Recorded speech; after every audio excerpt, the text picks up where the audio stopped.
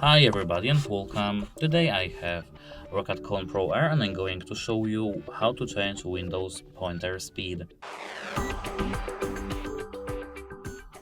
As you can see here, I am in our ROCCAT Swarm software, so we have to click on the settings in our mouse settings, and here as you can see the third option is Windows pointer speed.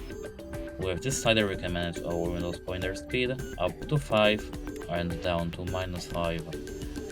With this option over here, we can manage enable mouse acceleration or disable it. It's just a checkbox, so we have to just click on it. Here, as you can see, we have display pointer trials.